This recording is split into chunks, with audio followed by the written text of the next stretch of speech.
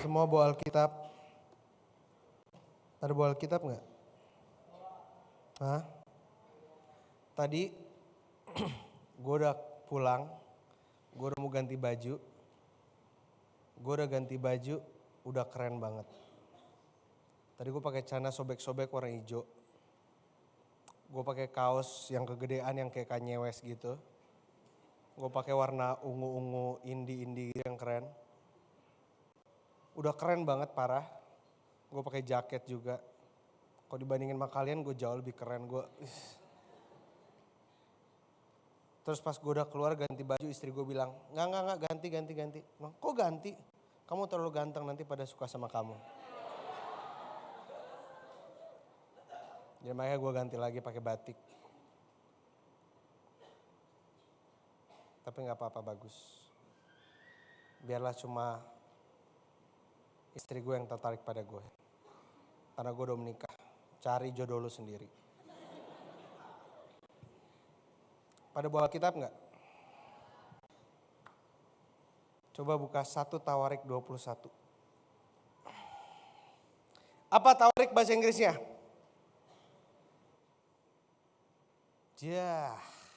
Matius apa bahasa Inggrisnya? Markus, Lukas, Yohanes, Tawarik. Dahsyat. Gue suka nih kayak gini nih, gue suka banget nih. Kayak lu pernah lihat, lu pernah nonton Mr. Bean gak? Yang kalau nyanyi yang pas dia tahu haleluya, haleluya, pas bait depannya. Tadi juga kayak gitu tuh. Matius, Matthew. Lukas, Luke. Yohanes, John. Tawarik. Wih, dahsyat, gue suka nih sama kalian nih, lucu nih orang-orangnya. Luar biasa, gila.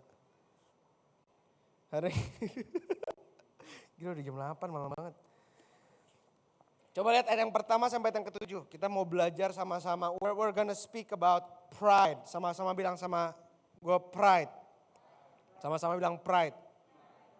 Apa itu pride? Pride itu keangkuhan, kesombongan. Coba kita lihat dari ayat yang pertama. Iblis bangkit melawan orang Israel. The devil is against Israel. Iblis menentang, menyerang, mau menghancurkan Israel.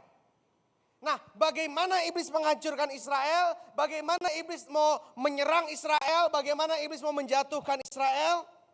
Ia membujuk Daud untuk... Nah, sebelum kemana-mana coba kita lihat dulu. Iblis mau nyerang Israel, iblis melawan Israel, dia bujuk Daud. The fate of one nation can depend on a person. Dahsyat. Gue paling suka kayak gini nih. Gong bahasa Inggris mukanya serius semua. Yes. Amen. Tawarik. Luar biasa. Dahsyat. Nasib satu bangsa di tangan satu orang. Iblis mau ngancurin satu negara. Tetapi apa yang dia lakukan? Bukan negaranya dihancurin, bukan orang-orangnya dihancurin. Apa? Pemimpinnya, rajanya yang dibujuk. Tahu nggak bahwa kunci dalam keluargamu adalah engkau? Kalau iblis mau menghancurkan keluargamu, dia tinggal membujukmu, keluargamu hancur. That is what the devil can do. Iblis mau ngancurin satu negara, cukup satu orang, dia bujuk, dia pakai untuk menghancurkan satu negara. Cukup satu orang iblis bisa pakai untuk menghancurkan gereja. Cukup satu orang yang iblis pakai bisa menghancurkan pelayanan. Cukup satu orang iblis pakai untuk menghancurkan keluarga. Menghancurkan usaha. Menghancurkan hal-hal besar yang kita sudah bangun. Tetapi sebaliknya, Tuhan juga bisa pakai satu orang untuk menyelamatkan satu negara. Tahu Yunus enggak? Apa yang Yunus lakukan? Yunus Tuhan panggil. Yunus datang, Yunus memberitakan pesan Tuhan. Satu negara, satu kota itu berkabung, bertobat, dan Tuhan gak jadi menghancurkan kota itu. You decide the fate. You decide the fate. Engkau pegang takdir atau engkau pegang masa depan dari di mana engkau berada. Jangan bilang sama saya, oh keluarga saya kayak gini-gini, keluarga saya memang kayak gitu nggak akan pernah bisa berubah. Lah enggak, engkau yang Tuhan tempatkan di situ either untuk merubahnya atau untuk menghancurkannya. Terserah engkau mau dipakai sama Tuhan atau mau dipakai sama setan. Saya nggak sebelah kalian bilang jangan mau dipakai setan. Sekali lagi senggol mereka bilang jangan mau dipakai setan. Sekali lagi senggol mereka bilang bahasa Inggris. Jangan mau dipakai setan. 1, 2, 3. Don't the devil, don't devil. Dahsyat, luar biasa. Gile. Siap. Gila. Yang penting pede, amin. Yang penting pede aja santai. Bilang sebelah kanan bahasa Inggris. Don't the devil, you the devil don't. Santai aja bro. Jangan mau dipakai setan. Engkau bisa dipakai setan atau bisa dipakai Tuhan. Nah bedanya apa kalau setan itu membujuk? Pernah dibujuk gak? Misalnya, mana Valdo? Sini dong, masuk. Misalnya nih, lu yang kemarin kan udah volunteer, jadi selama setahun setiap kali contohnya lu. Teman-teman gue, ini gue serius, gue jujur dalam hati gue, siapa yang datang minggu lalu? Gue berterima kasih buat teman-teman yang udah berdoa buat Valdo, udah sembuh sekarang. Minggu lalu sobek karena eksiden motor, sekarang puji Tuhan udah sembuh, haleluya. Udah terjahit ya, puji Tuhan. Terima kasih doa-doanya, emang doa orang benar berkuasa, haleluya. Nah kalau bujuk itu gue menawarkan, gue menarik, bro ayo dong, you ikut dong. Nah itu bujuk. Roh Kudus itu tidak membujuk kita. Setan yang membujuk kita. Makanya kalau nawarin asuransi, udah segitu dong. Gue cuma mau tadi kepikiran mau lucu doang itu. Udah silakan duduk dok. Lu duduk di belakang jauh banget. Lu pikir gue gak akan lihat celana lu ya? Tadi lu nganterin gue udah lihat celana lu. Yes udah kejahit. Gue udah pikirin dari rumah itu. Udah kejahit belum ya? Tuhan jahit celananya. Kira udah kejahit. Nah. Iblis itu kerjaannya memang membujuk, ayo dong. Karena apa? Biasanya yang perlu dibujuk itu hal-hal yang sebenarnya tidak seindah yang seperti gini. Kalian pernah lihat nggak? Pernah tahu soal mobil Rolls Royce nggak? Tahu mobil Rolls Royce? Tahu nggak harganya berapa? Hah? Dahsyat. Tahu nggak harga berapa? Mahal. Gila top banget. Kalau kalian tahu mobil Rolls Royce itu harganya kira-kira 8 sampai 12 M. Tergantung yang mana. 8 sampai 12 M. Ya, itu miliar, bukan ember. Miliar. Nah, 8 sampai 12 M walaupun harganya begitu mahal, lu nggak akan pernah jalan-jalan di lu nggak akan pernah jalan-jalan di mall Sleepy Jaya atau Plaza Senen, Atrium Senen, lu gak akan pernah jalan-jalan di situ di mall, tiba-tiba ada salesnya Rolls Royce, bajunya pendek, kayak biasa sales rokok, siang mas, mobil Rolls Royce-nya mas, silakan mas. Jarang, gak pernah ada mobil seperti Mercy, Rolls Royce, Bugatti, Ferrari, Lamborghini diobral, dibujuk. Biasanya kalau sales ngejualnya bujuk orang apa? Mas Karimun mas. Atos mas. Kenapa? Karena gak perlu dijual udah laku. Nah Roh Kudus juga gak pernah banting harga. Jangan pikir Tuhan bujuk-bujuk kita. Ayo dong kamu setia. Ayo dong kamu taat. Ayo dong kamu ikutin firman Tuhan. Enggak. Bujuk-bujuk itu karakteristik iblis. Membujuk-bujuk, menarik-narik. Makanya kalau misalnya lu punya pacar udah mulai bujuk-bujuk.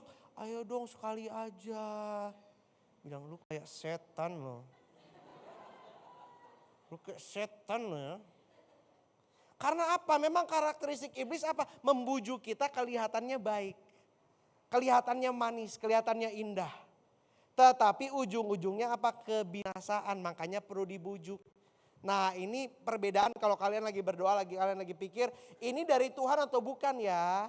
Tuhan itu tidak pernah melas datang kepada kalian, ayo dong bertobat dong. Enggak. Tuhan menyatakan kasihnya begitu luar biasa di atas kayu salib, terus dia bilang mau percaya-percaya, enggak.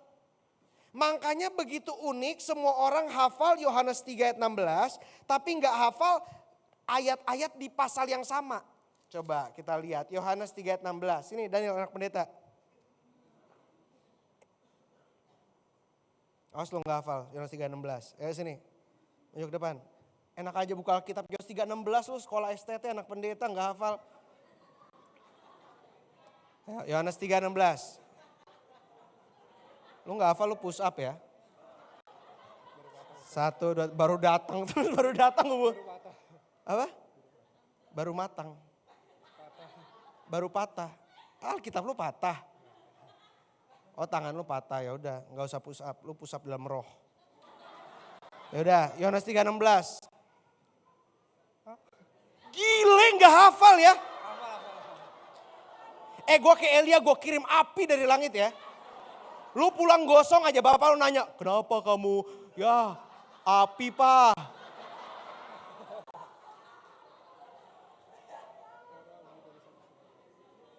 Kasih waktu 5 detik. Nah, 1, oke. Yohanes 3:16. Karena begitu besar kasih Allah akan dunia ini, sehingga ia mengaruniakan anaknya yang tunggal, supaya tidak binasa, supaya orang menjadi tidak binasa, melainkan memperoleh hidup yang kekal. Kalian mau belajar teologi yang luar biasa, masuk STT Glo, luar biasa. Lu jadi contoh yang sangat kurang belajar kamu ya. Terus hafalin lagi. Nanti sebelum selesai khotbah gue panggil lagi. Hafalin nih, awas lu gak hafal. Gila Yohanes 3:16. Karena begitu besar. Apa saudara?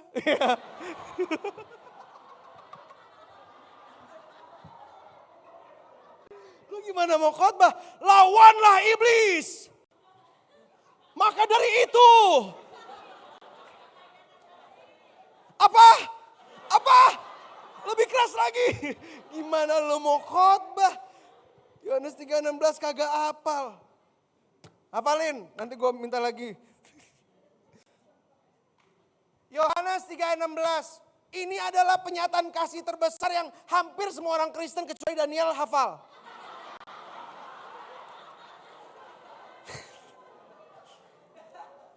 Tapi yang sering kita lupa, lengkap 20 ayat. Baru 20 ayat cuma segini. Lengkap 20 ayat dari Yohanes 3:16. Coba lihat Yohanes 3 ayat 36. Barang siapa percaya kepada anak, ia beroleh hidup kekal. Tetapi barang siapa tidak taat kepada anak, coba Yohanes 3 ayat 36. Barang siapa tidak taat kepada anak, ia tidak akan melihat hidup, melainkan murka Allah tetap ada di atasnya. Coba bayangin. Jadi tadi kita baru, karena begitu besar kasih Allah akan dunia ini, maka ia mengaruniakan anak yang tunggal agar kita yang binasa akan gue juga lupa gara-gara lo kan. For God so loved the world that he gave his only begotten son to die. And so that we may not perish but receive eternal life. Yeah. Coba sekali lagi. 1, 2, 3. Karena begitu besar kasih Allah akan dunia ini, sehingga ia mengaruniakan anaknya yang tunggal, supaya setiap orang yang percaya tidak binasa, melainkan memperoleh hidup yang kekal. Dahsyat, luar biasa. Lu nyontek ya? Nah baru ada penyataan Allah itu, Allah mengaruniakan anaknya supaya kita gak binasa. Tapi lengkap 20 ayat apa? Yang tidak taat ada murka Allah atasnya. Ada apa? Penghukuman atasnya, mengikutinya. Kemana dia pergi ada penghukuman Allah. Dia bekerja ada hukuman Allah. Dia hidup ada hukuman Allah. Dia berkeluarga, dia pacaran ada hukuman Allah. Bayangin gak betapa mengerikan. Kalau manusia aja murka sama lo gak enak. Apalagi Tuhan murka sama lo. Pernah gak lo punya temen yang begitu bete, emang lo yang salah, terus lo dibenci banget sama dia? Enak gak? Lewat dia di kampus, dia nganggap lo gak ada. Lo lewat depannya, aduh apa ya angin kayaknya.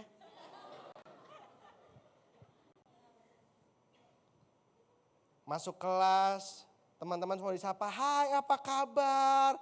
Pas lu masuk, aduh tiba-tiba wow bangke ya di sini, apaan ya? Orang aja murka sama kita nggak enak, apalagi ini Tuhan murka sama kita. Nah Alkitab bilang yang nggak taat ada murka Allah. Nah sebagian dari kita bilang, wah Tuhan gak mungkin murka sama saya, Tuhan gak mungkin marah sama saya. Alkitab berkata yang tidak taat ada hukuman Tuhan, ada murka Allah. Jangan-jangan selama ini kita gak diberkati, jangan-jangan selama ini kita gak bisa maju, jangan-jangan selama ini apa yang kita lakukan gak berhasil karena kita tidak taat dan ada murka Allah dalam kehidupan kita. Jangan-jangan. Karena apa? Karakteristik iblis dan karakteristik Tuhan itu berbeda. Iblis itu membujuk, awalnya manis, ujung-ujungnya binasa. Tetapi Tuhan apa? Tuhan, Yesus bilang apa? Yang Yesus bilang berat kok, yang Yesus bilang apa? Aku datang bukan membawa damai tapi membawa pedang. Memisahkan ayah dengan anak-anaknya, ibu dengan anak-anaknya, kakak adik perempuan, kakak saudara perempuan. Memisahkan suami dan istri lah. Keras loh yang Yesus ngomong. Yesus bilang siapapun yang mempertahankan nyawanya akan kehilangan nyawanya. Barang siapa rela kehilangan nyawanya demi aku akan mendapatkannya. Yang Yesus bilang begitu keras. Yesus bilang pikulah salib. Dan pada saat itu salib bukan bukan cuma bros atau bukan cuma kalung. Oh saya pakai salib, saya pikul salib. Enggak, waktu saat itu salib itu seperti hukuman. Yang begitu memalukan, hukuman Romawi begitu memalukan. Yesus bilang pikulah salib, sangkal diri setiap hari. Yesus bilang apa? Ada dua jalan. Jalan yang besar, yang nyaman dan semua orang jalan di situ. Tapi ada jalan yang sempit yang gak ada yang mau jalan. Tetapi itu jalan untuk kerajaan surga. Nah makanya itu yang penting. Yesus itu tidak pernah mengobralkan. Kamu akan gini, kamu enggak. Ikut Yesus memang menderita kok, berat kok. Tetapi ujung-ujungnya kehidupan kekal. Amin. Mendingan susah sekarang tapi masuk surga atau senang sekarang tapi masuk neraka? Coba gue tanya. Mendingan lu kuliah setiap hari begadang karena ngerjain tugas. Tapi lu umur 35, ganteng, mapan, badannya bagus. Di deposito ada miliaran, BCA lu prioritas. Ngerti gak lu? Lu masuk BCA gak perlu ngantri, digendong satpamnya. Sini pak.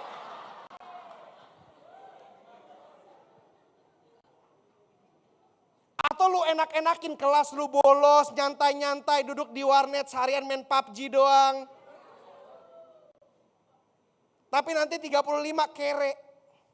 Cuma ngeliatin orang yang tadi itu yang masuk BCA prioritas. Ih kok bisa ya, enak ya hidupnya ya. Lah ketika kita mau menerima sesuatu yang besar, kita juga harus kerja keras, ada tanggung jawab, ada pengorbanan. Begitu juga sama, kita bilang kita mau masuk surga, kita mau mendekat dengan Tuhan. Kalau di bumi gak ada pengorbanan, kita gak ada yang kita lakukan buat Tuhan. Ya gimana kita bisa bilang kita mau bersama-sama dengan Kristus dalam kekekalan di surga.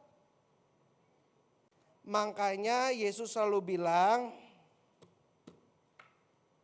Yohanes 16 ayat 33, coba lihat. Yohanes 16 ayat 33. Apa yang Yesus bilang?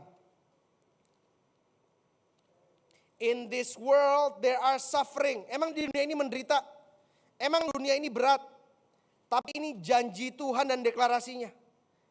Dalam dunia kamu menderita penganiayaan. Tetapi kuatkanlah hatimu. Aku telah sama-sama bilang mengalahkan dunia. Masih di dunia enggak? Masih. Pasti kita di dunia menderita penganiayaan, menderita penderitaan. Mau penderitaan dari tekanan dari keluarga kita, mau dari sosial media, mau dari teman-teman kuliah, teman-teman kantor, teman-teman sekolah. Pasti kita mengalami namanya penderitaan. Tapi Yesus janji apa? Kuatkan hatimu, aku telah apa? Aku telah mengalahkan dunia. Jesus has conquered it all. Yesus sudah mengalahkan, berarti Yesus sudah menang. Amin. Coba lihat lagi 1 Tawarik 21 ayat yang pertama. Iblis bangkit melawan orang Israel dan ia membujuk Daud untuk menghitung orang Israel. Menarik enggak yang iblis suruh Daud? Iblis bujuk Daud untuk Daud menghitung orang Israel. Nah, Kita mau baca sama-sama periskopnya baru nanti kita jelaskan. Hari ini kita mau bicara tentang apa tadi gue udah bilang? Gile ya. Belum 15 menit gue udah bilang kita mau bicara soal apa. Kita bicara soal apa? Pride. Sama-sama bilang pride. 1, 2, 3. Pride. Siap.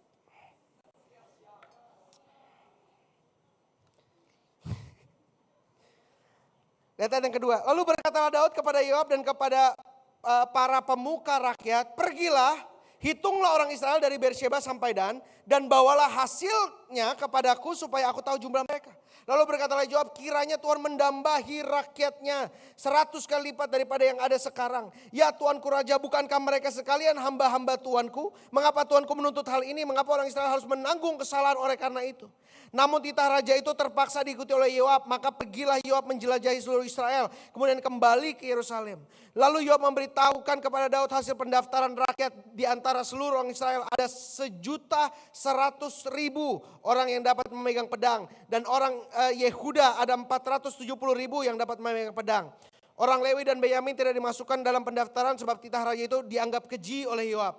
Tetapi hal itu apa? Sama-sama bilang sama saya, jahat di mata Allah. Sebab itu dihajarnya orang Israel. Yang salah siapa? Siapa yang salah? Daud. Yang dihajar siapa? Israel. Dosa satu orang Tuhan bisa hajar satu keluarga. Dosa satu orang Tuhan bisa hajar satu komunitas.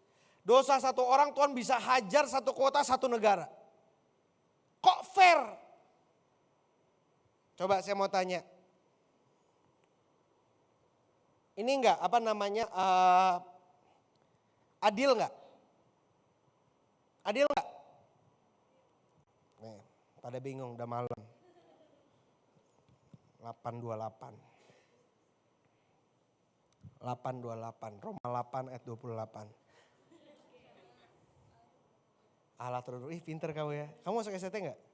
Gantiin Daniel besok ya. Coba bercanda Daniel ya. Jangan masukin ke hati. Masukin ke pikiran itu Alkitab. Nah,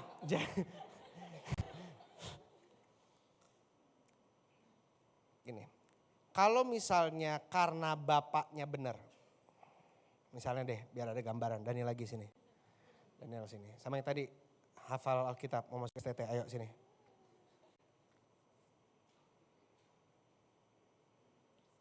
Bios masuk ke depan juga, sini Bios. Sini, Joshua sini. Joshua, Cynthia sini, Cynthia. Maria juga, Maria sini. Nah, kalau misalnya nih, ini bapak, emak, nih anaknya, anak yang pertama, sini. Lu dari pagi ya, dari jam berapa tadi di sini? Tadi udah pulang, baru mau dipuji nggak jadi, ya udah. Cynthia sebelah situ. Oke. Bapaknya nih, pelayan Tuhan. Pelayan Tuhan, berkorban buat Tuhan, hafal firman Tuhan. Dia berkorban buat Tuhan, tekun, ngajarin anaknya yang benar, didik anak yang benar. Mereka benar, Tuhan berkati mereka, berkati anak-anaknya, anak cucunya. Adil enggak? Adil enggak? Karena mereka benar, berkati. Mereka enggak benar, mereka hidup semaunya, anak-anaknya enggak diajarin. Mereka hidup semau mereka, enggak anggap ada Tuhan.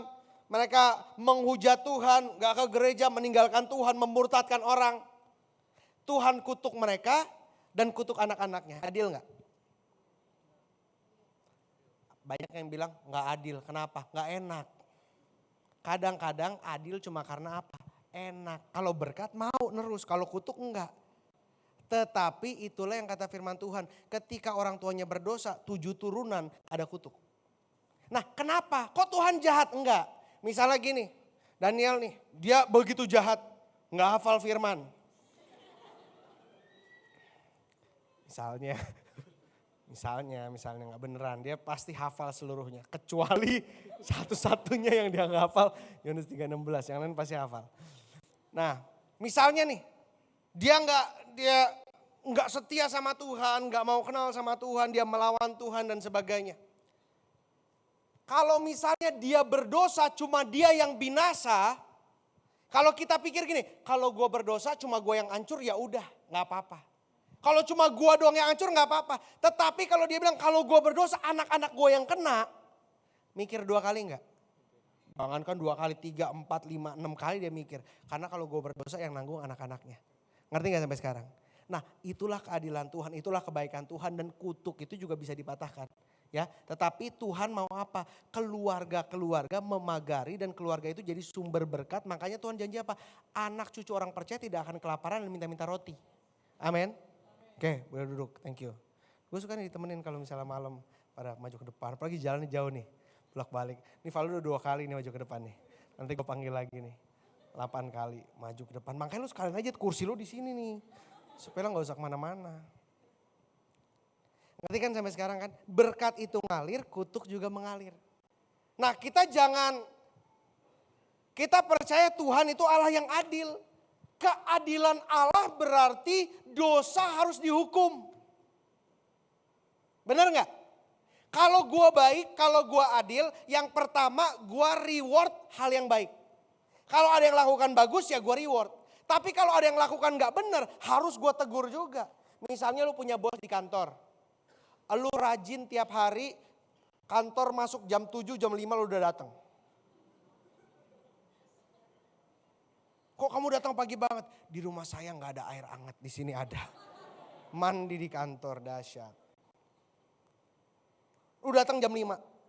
Sebelum semua datang lu beres-beres meja lu, kerjaan lu selesaiin. Orang lain pulang jam 4 tuh pulang jam 6. Orang lain kerjaan mereka kerjain 1 minggu, lu 3 hari kerjaan udah selesai. Sebelum bosnya ngasih lu kerjaan, tolong kerjain. Ini bos, kok kamu tahu isi hati saya? Tuhan bilang sama saya. Asik. Dahsyat, bos lu langsung haleluya, haleluya. Wih gila, bos lu langsung dijamah Roh Kudus.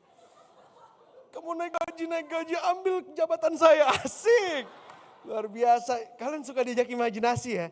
Biasanya gue kayak gini di Awesome Kids semua pada kalian juga tau-taunya masih ini juga ya, masih ekspresif. Iya ya bisa gitu ya gitu. Gue seru juga ya kalau ngomong ya. Gue kalau nggak buat YouTube ah. Shalom G people. Yes.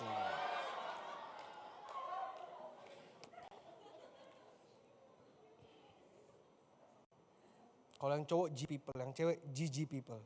GG people, GG. Lo punya bos baik banget orangnya. Orangnya baik, moralnya, akhlaknya baik. Rumah tangganya baik. Sakinah warahmah. Terus lu kerjanya udah baik nih yang kayak tadi gue bilang tuh. Kerjaan lu bagus, etos kerja lu bagus, lu orangnya rajin banget. Bos lu selalu layani dengan baik. Lu sediain kopi, lu sediain teh. Apapun yang dia mau lu langsung sediain. Bos udah minum, udah ini. Semua lu urusin. Tiba-tiba ada teman kantor lu yang sepantaran sama lu. Datangnya telat mulu. Orang masuk jam 7, dia jam setengah 10 baru datang. Setiap kali telat datang ada aja alasannya. Aduh bos macet. Aduh bos hujan. Aduh bos becek karena kemarin hujan. Ada aja setiap hari alasannya. Aduh bos grabnya lelet. Aduh ini. Kerjanya komplain terus.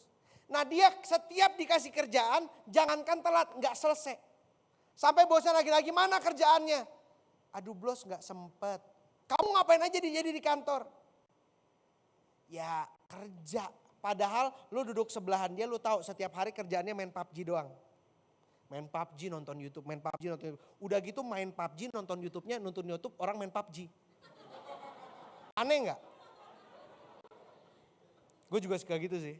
Soalnya gue kurang jago kalau main PUBG, jadi gue suka nontonin orang yang jago. Jadi gue berasa kayak ini gue dengan iman ini gue gitu.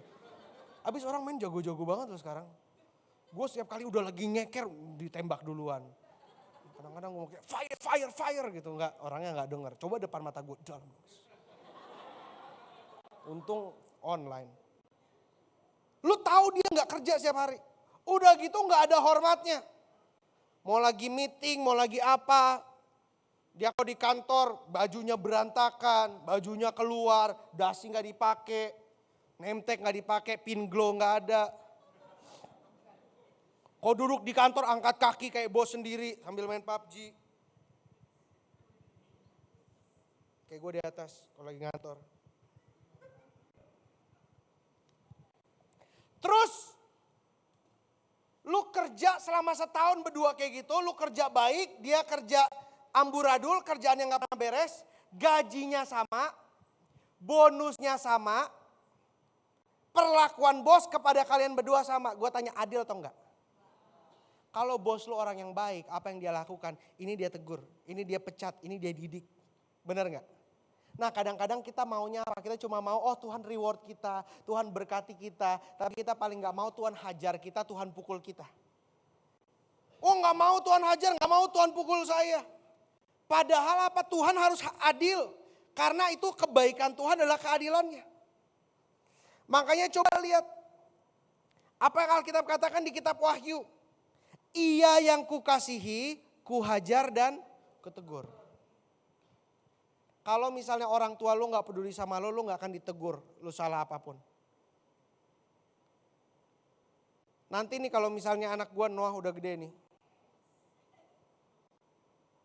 Noah udah gede, banyak yang nanya, kok namanya Noah? Iya kita ngefans sama Ariel Noah. Enggak lah, mereka ikut-ikutan nama kita.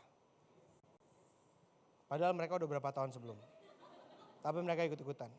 Karena kan kita udah bernubuat. Dari pertama, anaknya namanya Noah. Pas kita lagi doa sebelahnya Ariel, bagus juga namanya. Gue buat band juga. Terus dia buat band. Noah Luther Lumoin dong band. Dia pikir aduh nanti orang tahu lagi ikut-ikutan. Ya udah Noah aja. Terus gue bilang gak apa-apa. Cukup kasih karunia aku bagimu. Itu bohong loh gak beneran loh. Lo pada tuh kayak nungguin kayak beneran ya enggak bohong sumpah.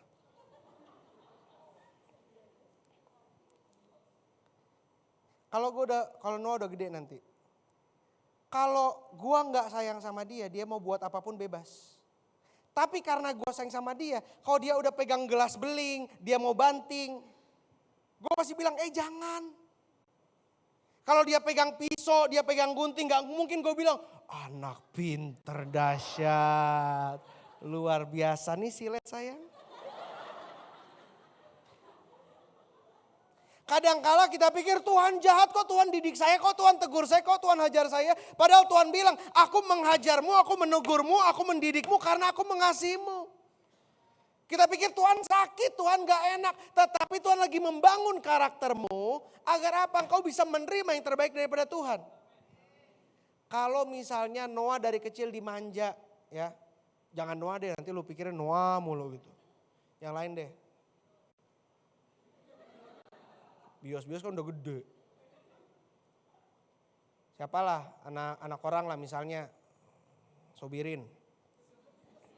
Emang masih ada zaman sekarang yang namain anak Sobirin ya? Yang masih baik gitu, Sobirin. Kayaknya gimana gitu ya udah gede.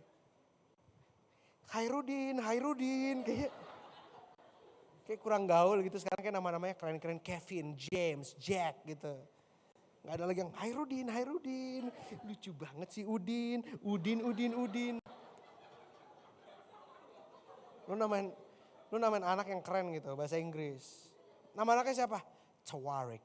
Wih dahsyat, luar biasa. Gue langsung inget, wah ini pasti dengar khotbah gue di Tamres nih. Tawarik, asik. Panggilan siapa? Tau. Tahu makan tahu.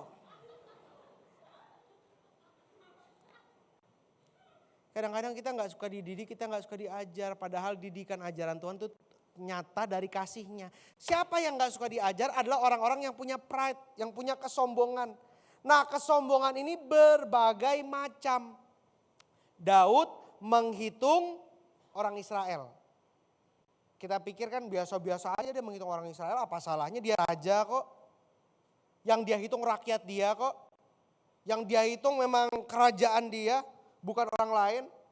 terkadang hal-hal yang kita biasa lakukan ketika motivasinya salah menjadi berdosa. Nih ya gue jelasin, ini gue jujur nih sama kalian nih. Siap? Siap gak? Pegangan kursi. Nanti gue ngomong lu kaget, lu rebah lagi. Lu semua rebah siapa yang bangunin? Nih gue jujur nih. Hal yang baik kalau motivasinya salah bisa jadi dosa. Kalau lu pelayanan motivasinya cuma untuk ngisi waktu dan dilihat orang, itu bisa jadi dosa. Lu selama ini anggap lu pelayanan padahal lu lagi berdosa. Kenapa? Yang pertama lu curi kemuliaan Tuhan. Yang kedua untuk apa? Mengisi waktu luang lu. Misalnya gini ya. Kalau jangankan gak usah orang hebat deh. Kalau gua kasih orang yang gua hormatin aja nih. Misalnya ada pendeta dari luar negeri. Datang ke Glow. Misalnya pendeta dari luar negeri datang ke Glow. Misalnya pendeta yang hebat dari luar negeri. Benny Hutasoid.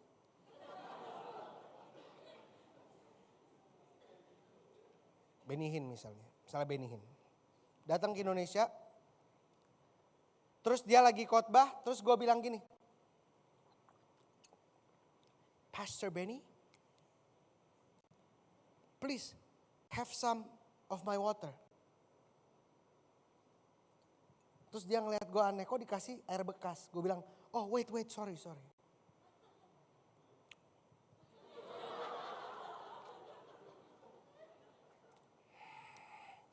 Wait, sorry. Please. Kira-kira dia dengan senang hati enggak? Oh thank you. Thank you Pastor Garen. Oh precious people, let's thank Pastor Garen. Kira-kira iya enggak? Enggak, kenapa? Bekas, sisa.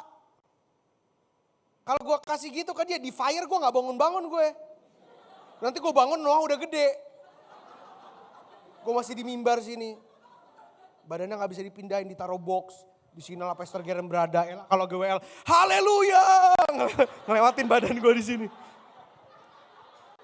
Kita percaya Tuhan kita, Antes lagi, aduh sorry Pastor.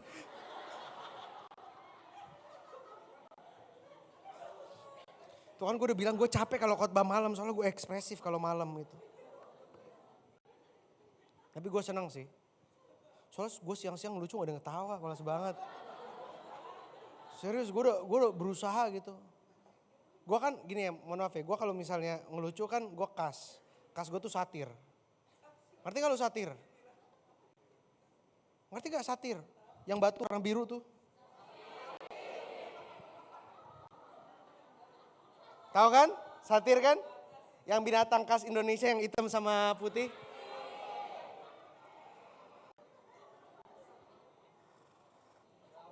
Hujan gak nih? Nanti ada satir lagi.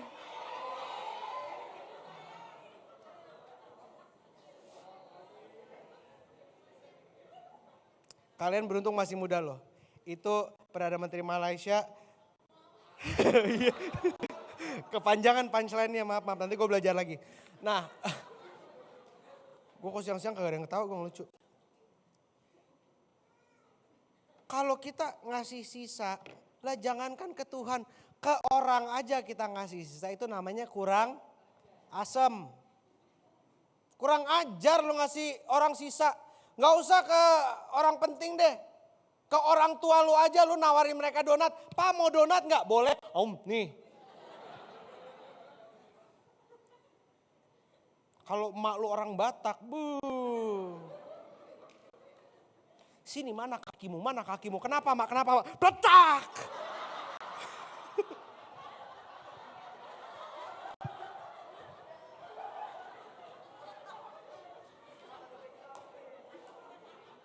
Kau mau belajar kurang ajar sama mamamu? Kau keluar dari mamamu ini. Kalau orang Manado mama-mamanya kalau marah dramatis, galak. Kamu memang ya ngana so bikin mama sakit dada. Mau bikin mama sakit ngana senang ya mama mati. Senang ana. Oh Tuhan Yesus. Itu kalau mama Manado. Tapi kalau mama Batak nggak pakai suara. Sini.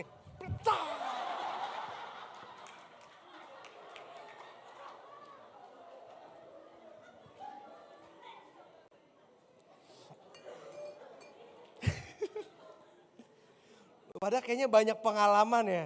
Ini banyak orang Batak nih mamanya. Iya bener mama gue kayak gitu. Kita doain nanti ya. Nanti kita doain. Lu harus belajar dari Samson dan Delila. Kekuatannya di rambutnya. Makanya lu lihat, lu perhatiin. Rambut mama-mama Batak gak pernah basah. Bener gak? Abis mandi kering, vung gitu. Kering. Jadi waterproof. Abis mandi nih langsung set, bet. Dahsyat. Nah lo masih muda aja nih, orang-orang Batak nih masih muda, lo senang-senang aja. Nanti kalau udah tua sama lo kayak mama lo juga. Ada saat 1 detik dalam kehidupan lo di mana tiba-tiba lo bangun lihat kaca, kok tiba-tiba rambut gue kering gak pakai handuk ya? Kok gak pakai hair dryer udah kering ya? Lo juga jadi mama Batak. Manggil Gojek gak pakai aplikasi. Gojek!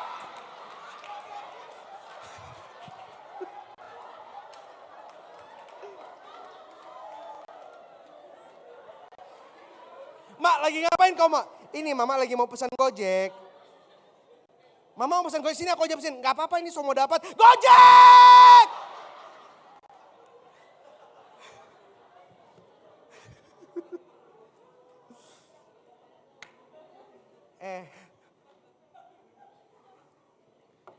Lu tuh ngasih sama orang tua aja kalau nggak yang terbaik lu ngasih receh itu kurang ajar. Apalagi sama Tuhan. Kalau lu ngasih ke Tuhan cuma sisa-sisa waktu lu. Oh Tuhan nih sisa waktu gue adanya ini nih. Kalau lu gak utamakan Tuhan. Lu rela, gila ya zaman sekarang orang bisa Skype-an pacaran sampai jam 4 pagi, jam 5 pagi belum tidur. Kenapa?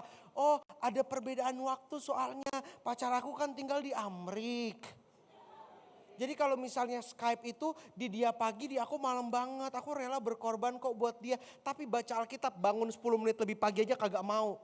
Gile mau Tuhan bunuh tuh laptop. Gue jadi Tuhan gak usah gue ngambil hidup lu, gue ambil internet aja. Ngap-ngapan langsung gue, gila gak ada internet. Coba bayangin banyak orang rela berkorban buat hal-hal lain tapi gak rela berkorban buat Tuhan.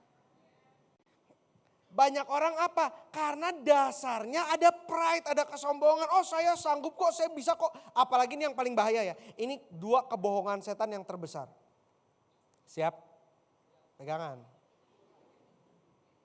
Daniel lu modus ya, gue pikir cewek sebelah lu. Lebih parah lagi cowok sebelah lu mau pegang.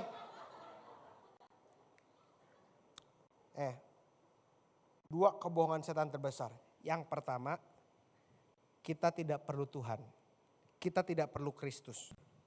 Yang kedua, kita ada dalam Kristus. Itu 2 kebohongan setan yang terbesar di dunia ini. Yang pertama, saya tidak butuh Kristus. Gue bisa hidup sendiri kok.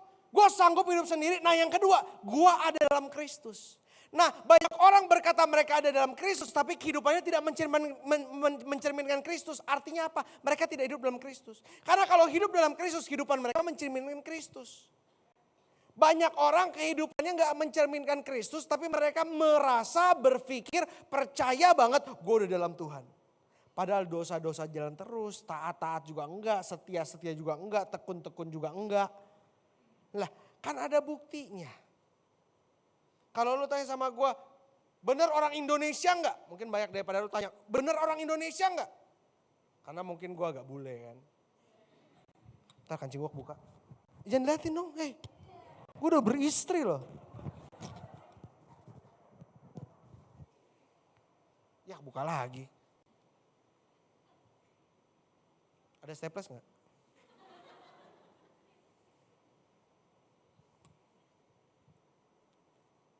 Mana fotografer mingguannya? Jos lu bawa kamera Jos. Stand by Jos. Tunggu.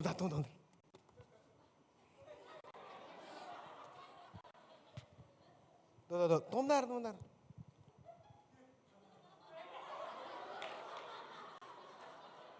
Oh ya kalau gue gini gak lagi khotbah ya, gue cuma kayak. Ya, Bentar kurang enak. Jangan dari situ lubang hidung gue gede banget kayaknya.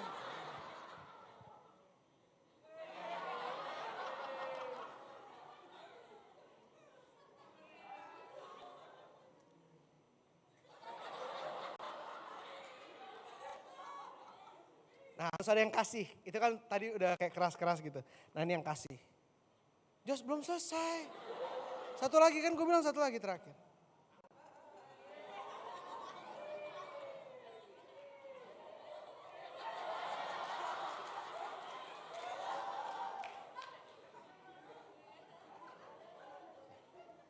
Dah, thank you Jos, boleh duduk.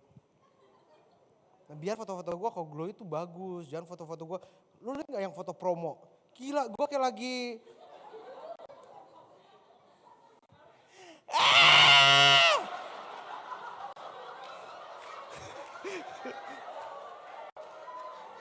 Ini lo stock shot udah banyak ya, gue bilang sama dia, stock shot udah banyak, lu sampai pakai foto gue yang jelek lagi. Sepanjang khotbah gue gaya gitu. Saudara, saya percaya hari ini mujizat terjadi. Pakai stock shot foto gue yang bagus gitu biar orang pengen datang gitu, nggak ngeliat ini kenapa marah-marah. Tapi yang bagus kayak yang manis gitu. Amin Bapak Ibu.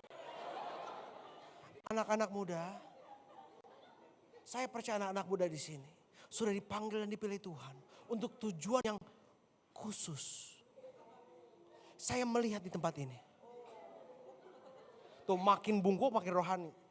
Selesai khotbah, saya percaya Bapak Ibu. Soalnya kayak kan merendah gitu figurnya kan. Saya percaya Bapak Ibu.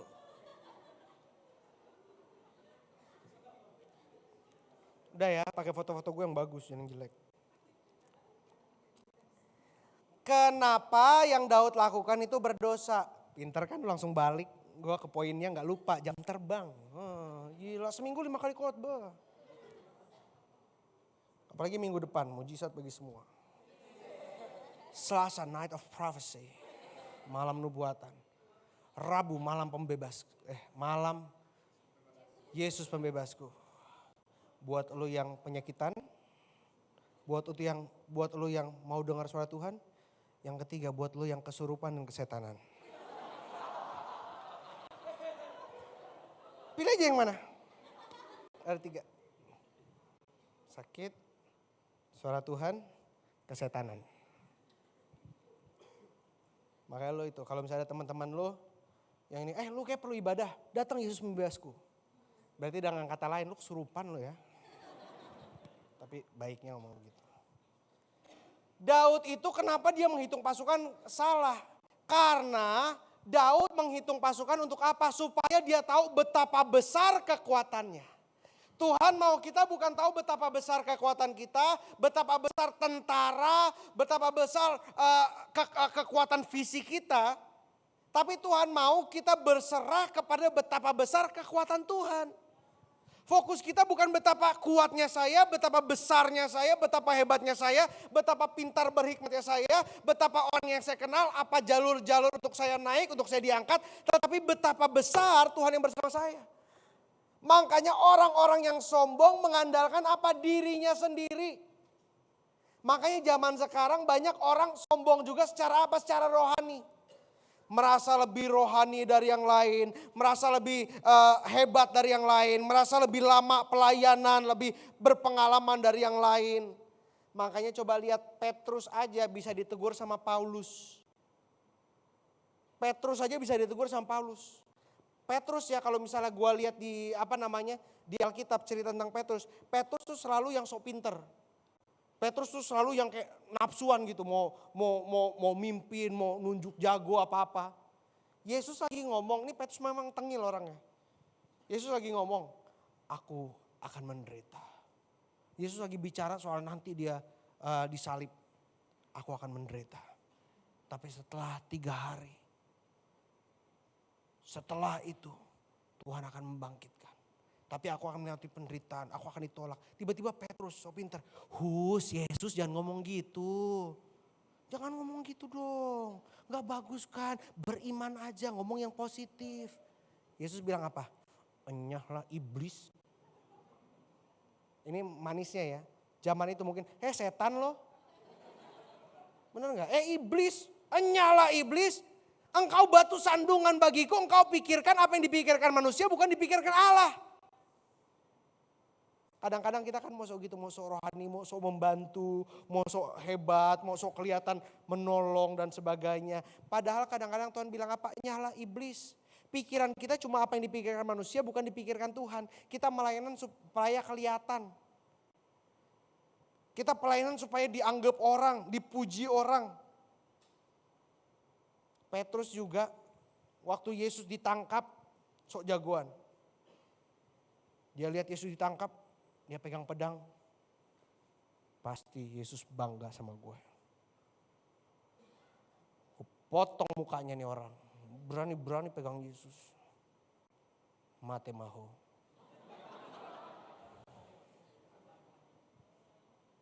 Udah siap-siap nih. Gue potong muka, gue belah pala lo. Gila orang Betawi banget ya.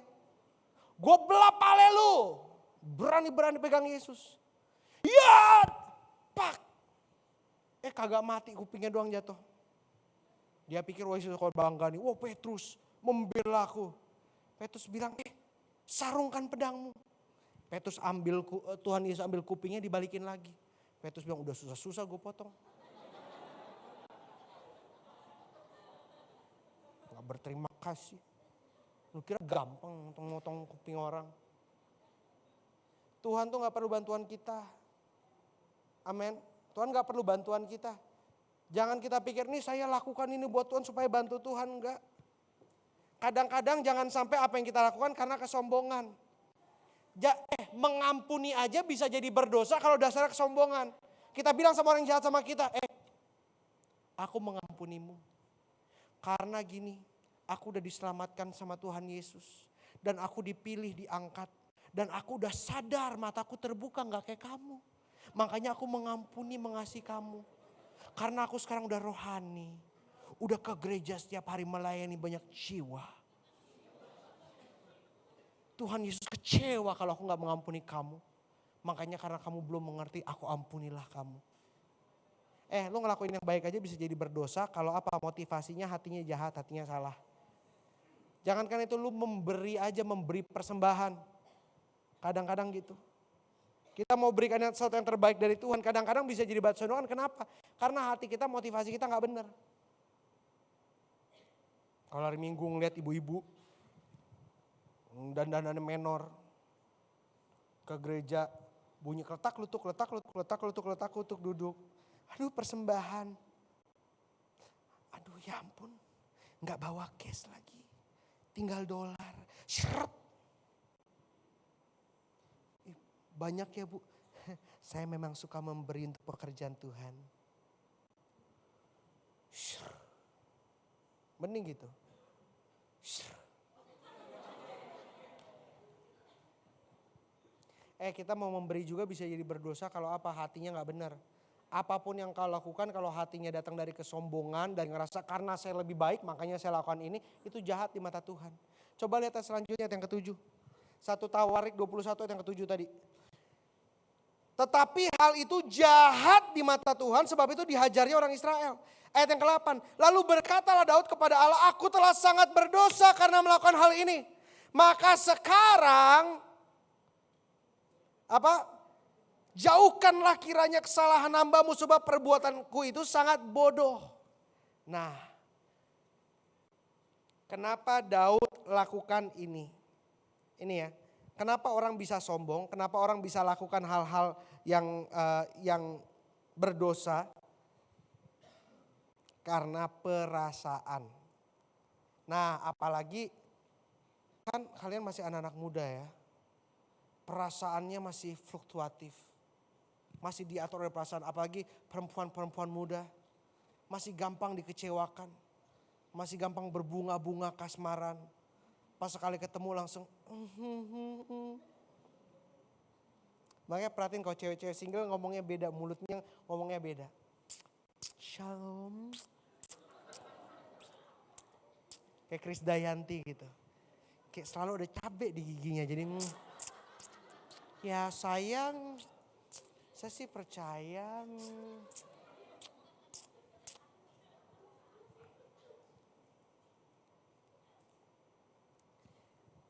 Anak-anak muda itu gampang namanya emosi. Gampang itu tersulut emosi. Nah Daud itu karena apa dia menghitung pasukan? Karena perasaan. Pengen ngerasa hebat, pengen ngerasa jago. Dan terkadang kita itu manusia itu tidak bisa hidup tanpa namanya safety net. Tahu nggak safety net? Safety net itu plan B. Terkadang kita bilang Tuhan ini plan A saya percaya ini, saya beriman ini. Tapi kalau tidak terjadi saya siapkan ini Tuhan. Iman itu artinya tidak ada plan B. Itu namanya iman, itu namanya percaya. Misalnya, sini jangan bias lagi tadi udah. Faldo maju ke depan. Sini dok. Beriman itu untuk percaya penuh. Jadi gak bisa dibilang beriman terus kita jaga-jaga. Lo percaya gak sama gue? Serius. Tadi gue hampir pakai jaket kayak gini tapi belakangnya ada kayak hoodie-nya jadi lebih keren. Tapi gak jadi, Amanda bilang aduh kamu ganteng banget nanti pada naksir kamu. Ganti baju batik. Ya udah gue ganti. Walaupun tetap ganteng. Lo beriman percaya sama gue?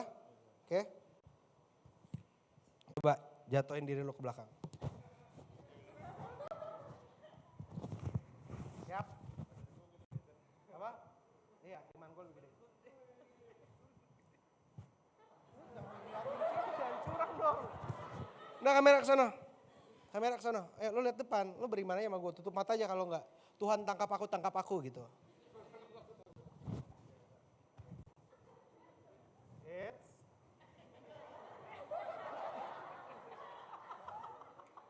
Siap ya? Siap? Sah. Ayo di mana tuh? Hap, di kiri, di kanan.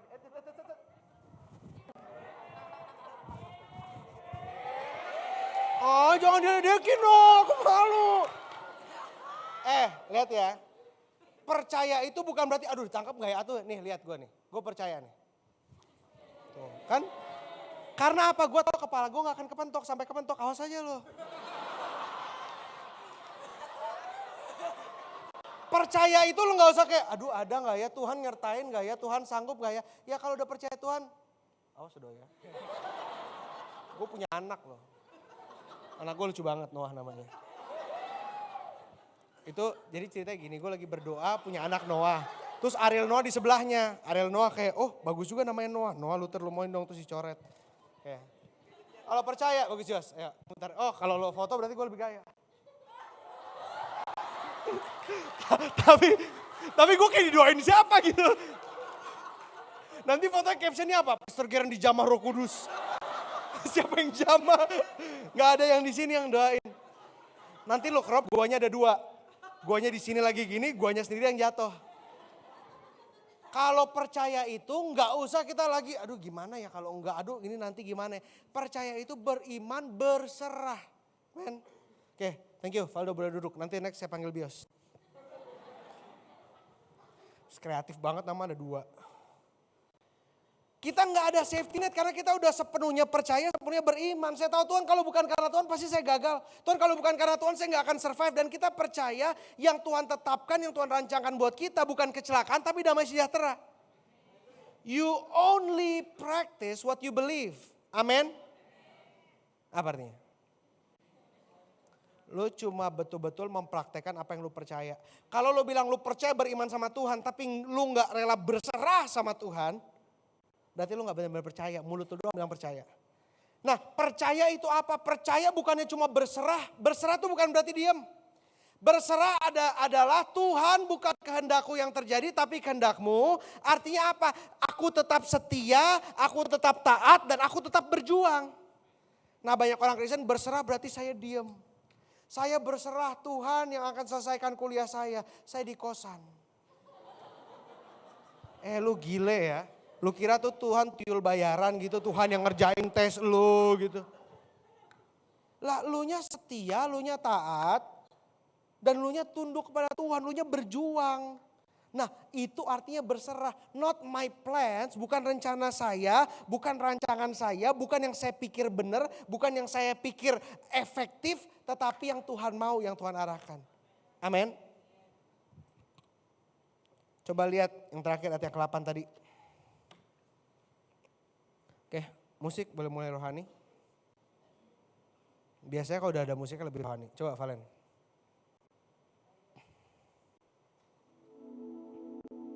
Lalu berkatalah Daud kepada Allah. Wih, gila langsung kan?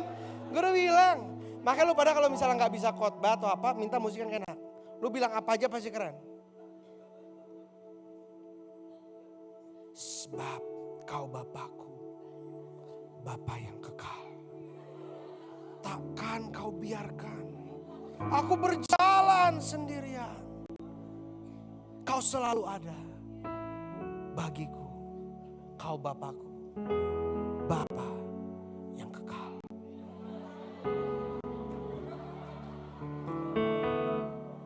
Itu tips tuh, jam terbang. Coba lihat ayat yang ke-8 sekali lagi. Lalu berkatalah Daud kepada Allah, aku telah sangat berdosa karena melakukan hal ini. Maka sekarang jauhkanlah kiranya kesalahan hambamu, sebab perbuatanku itu sangat bodoh. Kalau kalian tidak sadar, keinginan kalian, hawa nafsu kalian, kedagingan kita adalah kebodohan, kita tidak akan pernah bisa maju. Kalau kita masih pikir, oh rencana saya bagus kok, rencana saya luar biasa kok, rencana saya besar kok, hebat kok, kita gak akan pernah bisa melangkah maju. Tapi di saat kita berkata, Tuhan saya bukan apa-apa, saya gak bisa apa-apa, saya perlu Tuhan. Barulah kita dapat berserah dan berjalan maju. Ketika kita masih bilang, Tuhan saya masih sanggup, saya masih bisa. Tuhan gak perlu beracara dalam kehidupan kita. Karena kehidupan kita judulnya adalah me show. Kita sendiri yang hidup, kita sendiri yang memimpin, kita sendiri yang melangkah. Tapi kita bilang, Tuhan saya bodoh keputusan-keputusan saya. Saya mau bergantung aja pada Tuhan. Kira-kira lebih efektif kalau engkau yang ngambil kendali kehidupanmu atau Tuhan yang mengambil kendali kehidupanmu? Tuhan. Kita pikir Tuhan kalau saya mengambil kendali kehidupan saya yang ngatur masa depan saya, pasti masa depan saya diberkati. Enggak, Tuhan bilang enggak enak aja. Justru ketika kita berserah, menyerahkan semua di tangan Tuhan, biarkan Tuhan yang mengatur. Artinya apa? Kehidupan kita tetap harus mencerminkan Kristus, ada kerendahan hati. Banyak dari kita terlalu sombong. Sombong dalam secara rohani, sombong dalam kehidupan. Saudara mungkin bilang, oh saya gak pernah sombong kok, saya rendah hati. Tetapi ketika engkau tidak taat kepada firman Tuhan, itu artinya engkau sombong. Bukan cuma sombong, songong.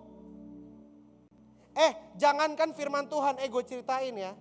Nih gue bilangin nih, Valen bentar dulu. Nih gue bilangin ya lu pada ya. Jangankan firman Tuhan. Kata-kata di pintu aja kita ikutin. Lo pernah masuk Indomaret gak? Pernah gak? Pernah masuk Alfamidi gak? Bangga. Pernah Indomaret, Alfamidi, semua udah gue masukin. Lo masuk Alfamidi aja, kalau pintu tulisannya tarik terus lo dorong, apa yang terjadi? Lo kejedot, gak bisa dorong. Bener gak? Pintu aja, kata-kata yang ada di pintu kita turutin, dia bilang tarik kita tarik. Karena kalau kita tahu kalau kita dorong, mentok.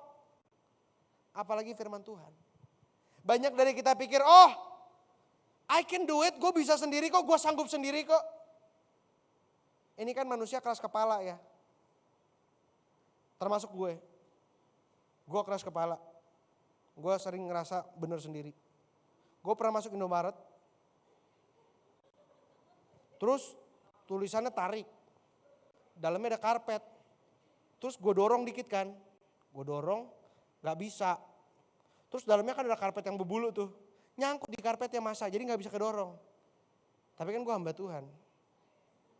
Gila, Samson aja dibuat kuat. Elia datangin api dari langit. Masa iya cuma gara-gara karpet gue kalah? Gue coba dorong sekuat tenaga. Masa iya Tuhan gak kuatkan gue, dorong. Karpet sampai pindah kelipet di depan mbak-mbaknya. Akhirnya gue dorong bener kebuka, tapi karpetnya jadi pindah situ. Akhirnya tahu nggak apa? Gue yang beresin lagi. Maaf ya Mbak ya, gue yang beresin, gue tarik.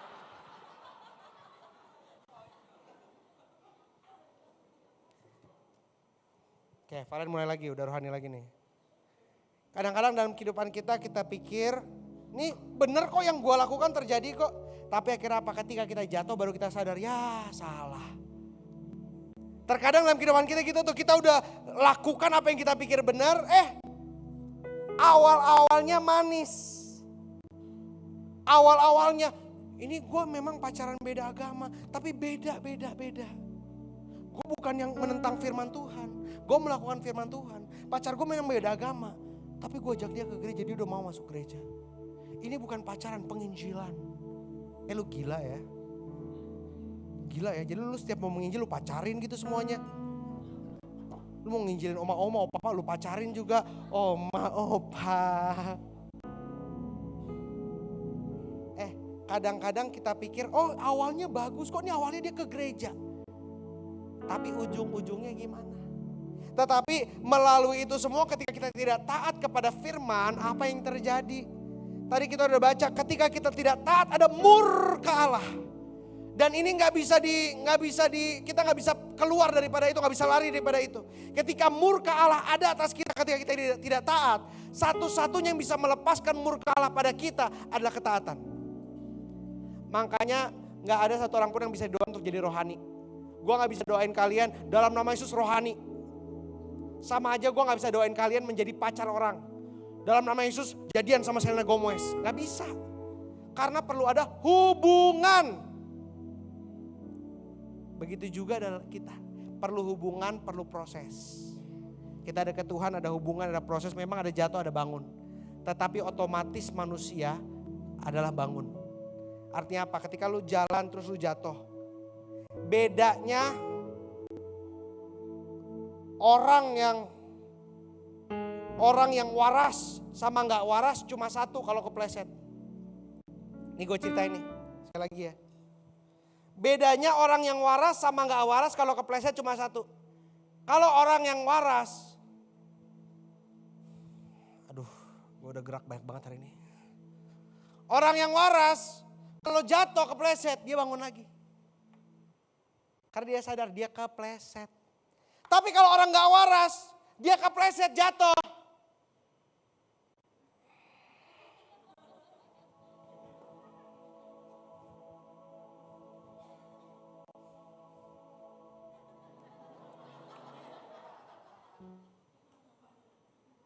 Di mall satpam bilang, Mas bangun mas mau dibantuin? Enggak pak sini aja. Cleaning service mau lihat, mas misi mas mau dibantuin? Enggak apa-apa mas sini aja. Nyaman ber-AC di mall ini. Aneh enggak? Gue gak bisa langsung bangun lagi. Haleluya. Siapa yang menyembuhkan saya? Tuhan Yesus.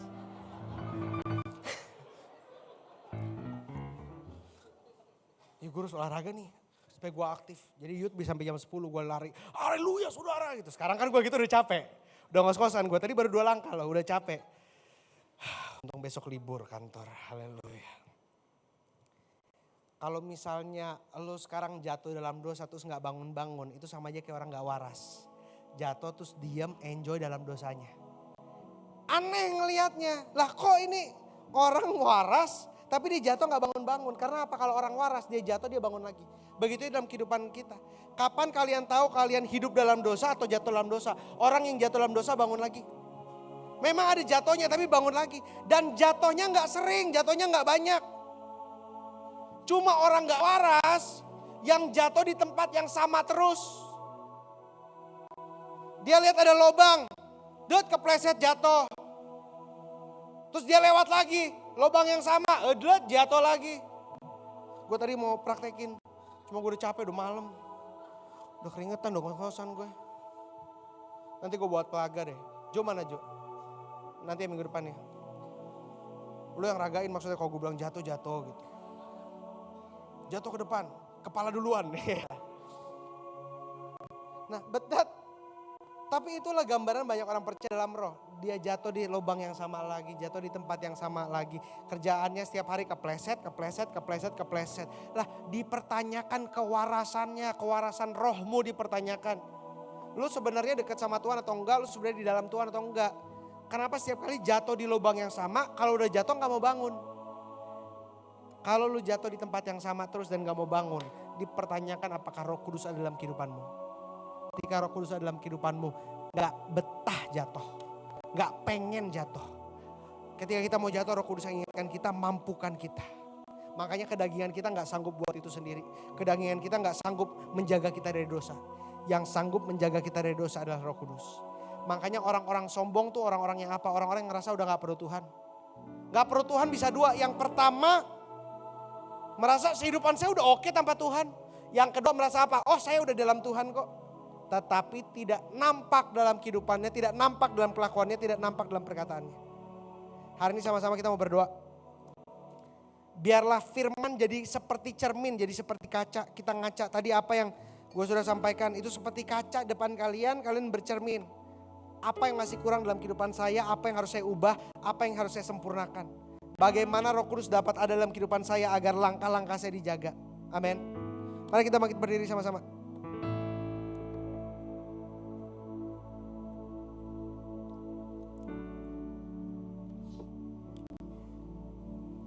Semua tutup mata, tundukkan kepala kalian. Ya Tuhan, tiap jam ku memerlukan-Mu. Engkaulah yang memberi sejahtera penuh setiap jam. Setiap jam ya Tuhan, jika ku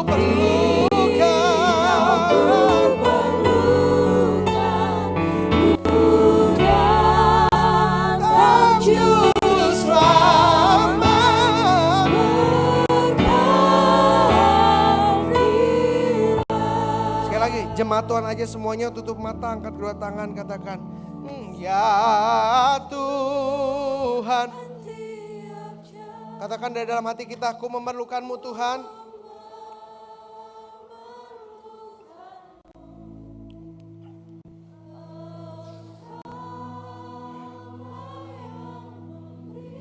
Sejahtera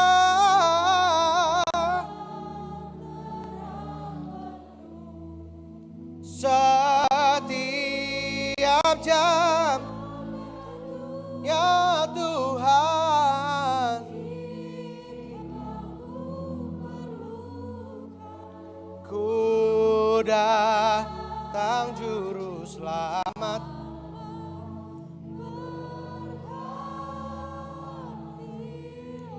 Ini sekarang Tuhan bilang sama saya, ada secara spesifik dan khusus untuk doakan saudara. Untuk yang bermasalah di rumah tangga, ada masalah di keluarga atau hubungan keluarga yang lagi gak enak, atau lagi ada anggota keluarga yang pengen diselamatkan. Jadi misalnya mama atau papa belum percaya, opa atau oma atau saudara yang belum percaya, sama ada masalah dalam keluarga. Ada ketidakharmonisan mama papa mau cerai atau sebagainya. Kalau ada masalah dalam keluargamu, kalau engkau perlu pemulihan Tuhan, tangan Tuhan dalam keluargamu dikerjakan, dimanapun engkau ada, maju ke depan. Cepat. Yang perlu pemulihan dalam keluarganya, dimanapun engkau berada, maju ke depan. Yang keluarganya belum semua mengenal Tuhan Yesus, yang keluarganya belum semua selamat, maju ke depan.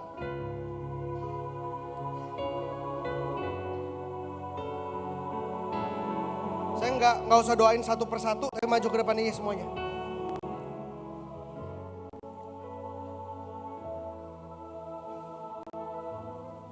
Tuhan pasti akan pulihkan keluarga kalian.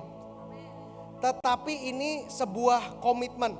Komitmen artinya perjanjian. Perjanjian itu memerlukan dua belah pihak. Perjanjian bukan cuma pihak Tuhan berjanji kepada engkau, tapi engkau juga berjanji kepada Tuhan. Nah, tadi kita lihat bahwa Daud bisa dibujuk iblis untuk bangsanya dihajar, bangsanya dijatuhkan.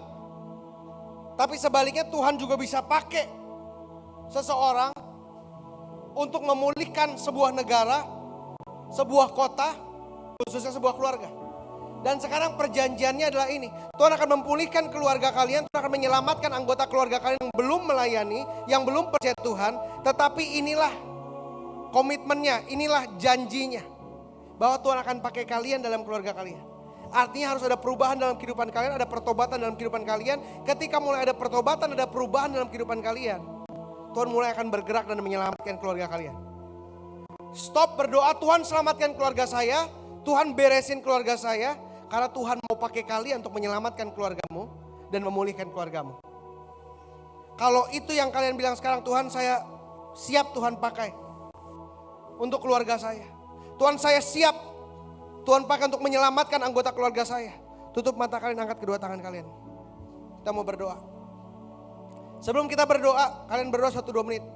Doakan anggota keluarga kalian yang bermasalah. Anggota keluarga kalian yang misalnya lagi sakit atau lagi ada tekanan, lagi ada serangan kuasa gelap, lagi ada stres atau apapun yang lagi ada pertengkaran, yang tidak ada damai, doakan sekarang. Mereka yang belum mengenal Tuhan sekarang doakan. Ada saya lihat ada mamanya yang belum mengenal Tuhan. Mamanya suka nganterin ke gereja tapi mamanya nggak pernah mau masuk. Mamanya cuma nganter terus jemput. Mamanya nggak pernah mau ke gereja. Tetapi 2 bulan dari sekarang mamamu akan masuk gereja bersama-sama denganmu. Ya, mulai buat perjanjian, mulai komitmen sama Tuhan. Jangan bilang, Tuhan ubahkan keluarga saya, kalau dirimu sendiri gak mau berubah. Kalau dirimu sendiri tidak rela kalau ubahkan. Jangan ada yang sombong tapi rendahkan hatimu, rendahkan hidupmu. Bilang, Tuhan saya gak mau so tahu, saya gak mau so bisa, Tuhan pakai saya. Berdoa buat anggota keluargamu sekarang. Dan kita akan berdoa bersama-sama. Ini yang Tuhan sampaikan kepada saya, dan artinya kalau pesan dari Tuhan pasti akan ada buahnya. Jadi beberapa minggu sekarang, dari sekarang, beberapa bulan dari sekarang, kalian siap-siap nulis kesaksian. Siap-siap bersaksi bahwa keluarga kalian Tuhan selamatkan, keluarga kalian Tuhan pulihkan. Gak ada situasi yang terlalu berat, gak ada situasi yang terlalu ribet buat Tuhan selesaikan. Tetapi ingat, pegang janji kalian, pegang komitmen kalian.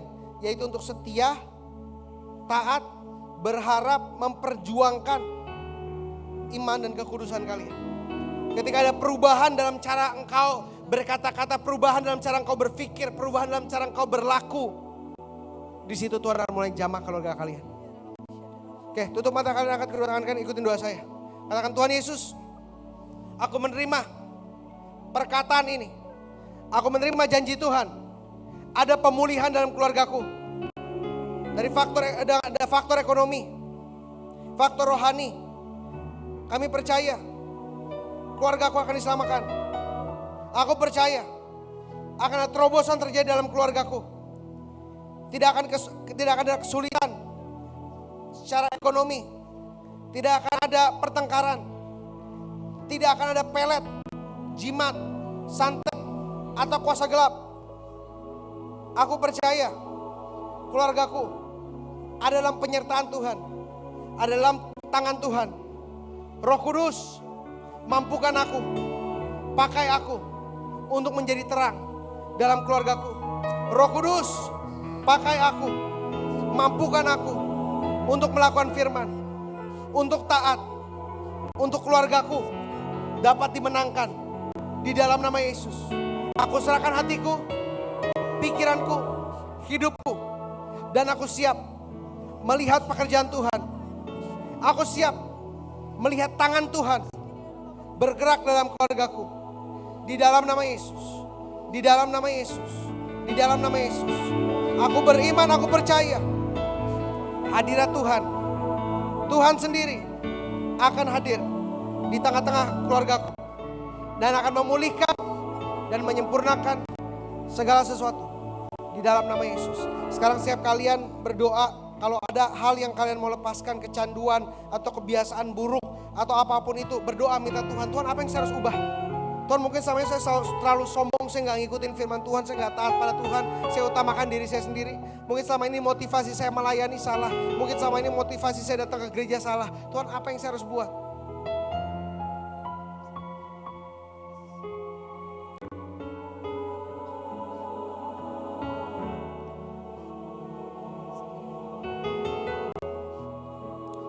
Tutup matamu, angkat kedua tanganmu. Semua kita tutup mata kita, angkat kedua tangan kita. Tidak ada yang mustahil buat Tuhan. Karena Tuhan begitu besar dan Tuhan sanggup. Sebab Kau besar, perbuatanmu ajaib. Tiada seperti Engkau. Tiada seperti Engkau, sebab Kau besar, perbuatanmu ajaib. Tiada seperti Engkau, Tiada seperti Engkau.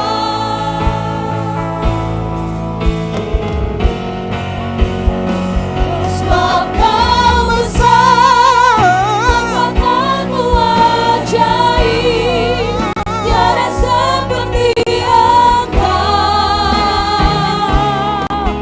tiada seperti Engkau. Sebab Kau besar, perbuatanmu ajaib. Tiada seperti Engkau, tiada seperti Engkau. Sekarang untuk siap kalian yang kerja, yang punya usaha sendiri. Gak usah maju ke depan, tetap di tempat duduk kalian aja. Semua turunkan tangan, khusus yang kerja dan punya usaha sendiri. Coba angkat kedua tangan kalian. Nah, kita mau berdoa yang sama. Tuhan akan memulihkan usaha kalian, Tuhan akan memberikan promosi dalam pekerjaan kalian, karena buat Tuhan itu begitu gampang.